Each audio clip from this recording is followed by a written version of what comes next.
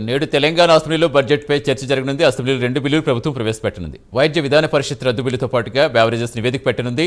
అలాగే public services అపాయింట్మెంట్స్తో పాటు pay structure సవరణ బిల్లుపై అసెంబ్లీలో చర్చ జరగనుంది. ఇక అసెంబ్లీలో 6 గ్యారెంటీలపై ప్రైవేట్ బిల్లును బీఆర్ఎస్ పెట్టనుంది.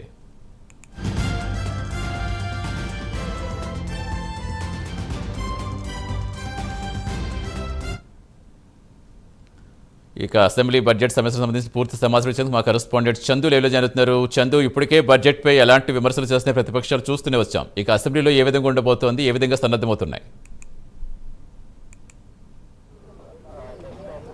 సతీష్, అసెంబ్లీ బడ్జెట్ 4వ రోజు సమావేశాలు మరి కాసేపట్లో ప్రారంభం కాబోతున్నాయి. ప్రారంభం కాగానే శాసనసభ శాసన మండలిలో ఫస్ట్ ప్రశ్నోత్తరాలు కార్యక్రమం ఉంటుంది. ప్రశ్నోత్తరాల్లో ప్రధానంగా మహాలక్ష్మి పథకం లబ్ధిదారులకు స్మార్ట్ కార్డుల పంపిణీ, అంటే దీనికి సంబంధించిన అంశంపై కూడా చర్చ జరుగుతుంది. అదేవిధంగా ఫిలిప్పీన్స్కు బియ్యం ఎగుమతులు, బస్వాపూర్ రిజర్వాయర్ ద్వారా సాగునీటి సరఫరా, వేతన కమిషన్ ప్రస్తుత పరిస్థితి, ముఖ్యంగా ఈ అంశంపై మాత్రం ఇది బీఆర్ఎస్ పార్టీ సభ్యుల ప్రశ్న కాబట్టి ఖచ్చితంగా దీనిపైన చర్చ జరిగే అవకాశం ఉంది. ఎందుకంటే ఇప్పటికే ఉద్యోగ సంఘాలన్నీ కూడా పీఆర్సీ ఇవ్వాలి, డిఏలు ఇవ్వాలని చెప్పి కూడా ఒక పోరాటం చేస్తూ ఉన్నాయి. ఈ క్రమంలో ఇప్పుడు చాలా కాలంగా ఐదు డిఏలు కూడా పెండింగ్లో ఉన్నాయి. కాబట్టి ఈ సమస్యపై పెద్ద ఎత్తున గలమెత్తాలని కూడా బీఆర్ఎస్ పార్టీ డిసైడ్ అయింది. కాబట్టి ఈ ప్రశ్న చాలా ఇంపార్టెంట్. అదేవిధంగా గిగ్ వర్కర్ల సంక్షేమ చర్యలు, రాష్ట్ర ప్రభుత్వ ఉద్యోగులతో టీజీఎస్ ఆర్టీసీ ఉద్యోగుల విలీనం, ఈ ఆర్టీసీ ఉద్యోగుల విలీనం సంబంధించి ఈ ప్రభుత్వం వచ్చిన దగ్గర నుంచి కూడా కదలిక లేదు. ఈ నేపథ్యంలో ఆర్టీసీ విలీనానికి సంబంధించిన అంశంపైన కూడా చర్చ వాడివేడిగా జరిగేటువంటి అవకాశం కనిపిస్తోంది. మరోవైపు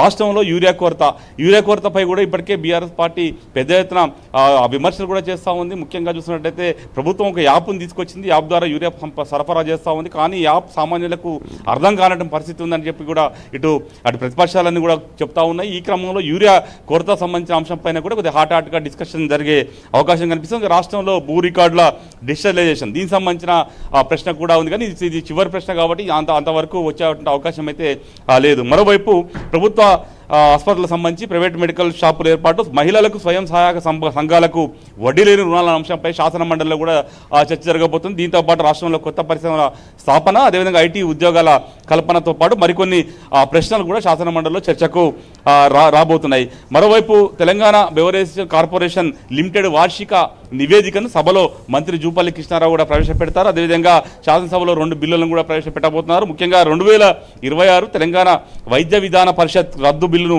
ప్రవేశపెట్టి సభ ఆమోదం కోసం దామోదర రాజనరసింహ ప్రతిపాదించబోతున్నారు. మరోవైపు 2026 తెలంగాణ పబ్లిక్ సర్వీస్ కమిషన్లో నియామకాల క్రమబద్ధీకరణ మరియు సిబ్బంది వేతన హేతుబద్ధీకరణ, ఈ 3వ సవరణ బిల్లును కూడా ప్రవేశపెట్టి ఆమోదించాల్సిందిగా కూడా ఆర్థిక శాఖ మంత్రి బట్టి విక్రమార్క ప్రతిపాదిస్తారు. మరోవైపు అనంతరం ఉభయ సభల్లో కూడా 2026-27 వార్షిక బడ్జెట్పై మొదటి రోజు సాధారణ చర్చ కూడా ఈరోజు జరగబోతోంది. ముఖ్యంగా ఇప్పటికే ఫీజు రీఎంబర్స్మెంట్ బకాయిలకు సంబంధించిన అంశంపై ఫీజు రీఎంబర్స్మెంట్ బకాయిలు వెంటనే విడుదల చేయాలంటూ కూడా బీఆర్ఎస్ పార్టీ ఈరోజు వాయిదా తీర్మానం కూడా ఇచ్చింది. ఈ క్రమంలో ఆ వాయిదా తీర్మానానికి కూడా బీఆర్ఎస్ సభ్యులు పట్టుబట్టే అవకాశం కనిపిస్తుంది. ఇప్పటికే గన్ పార్క్ నుంచి కూడా అసెంబ్లీకి బీఆర్ఎస్ సభ్యులంతా కూడా ఆందోళనగా వచ్చి లోపల ఫీజు రీఎంబర్స్మెంట్ బకాయిలు విడుదల చేయాలని కూడా పట్టుబడతారు. ఖచ్చితంగా జరిగే అవకాశం. మరోవైపు ఈరోజు రాష్ట్ర కేబినెట్ సమావేశం కూడా సాయంత్రం 5 గంటలకు ఇటు అసెంబ్లీ కమిటీ హాల్లో జరగబోతుంది. ముఖ్యంగా గిగ్ వర్కర్ల అమెండ్మెంట్ బిల్లును కూడా ప్రభుత్వం తీసుకొస్తుంది. ముఖ్యంగా గిగ్ వర్కర్లు అంటే స్విగ్గీ, జొమాటో లాంటి సంస్థల్లో పనిచేసే వాళ్ళకు వేతన సవరణ లేదు, వేతనాలు పెంచడం లేదు. అదేవిధంగా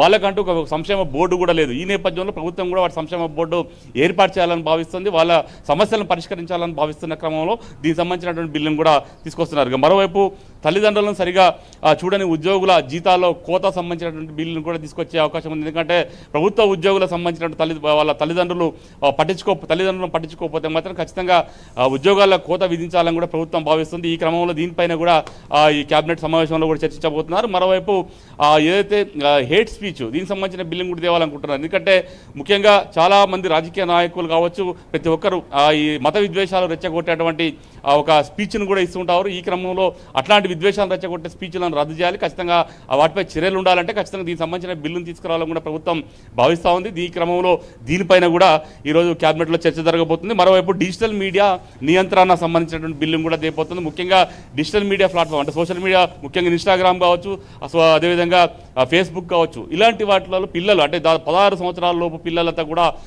ఈ సోషల్ మీడియా బారిన పడుతున్నారు. ముఖ్యంగా దాంట్లో వెళ్ళి అశ్లీల సంబంధించినటువంటి చిత్రాలు చూడడం కావచ్చు, ఇలాంటివన్నీ జరుగుతూ ఉన్నాయి. దీని క్రమంలో చాలామంది విద్యార్థులు పిల్లలు చనిపోయే అవకాశం ఉంది. ఇప్పటికే దీనికి సంబంధించి కర్ణాటక కావచ్చు, తమిళనాడు రాష్ట్రాల్లో దీనికి సంబంధించినటువంటి ఒక బిల్లును కూడా తీసుకొచ్చారు.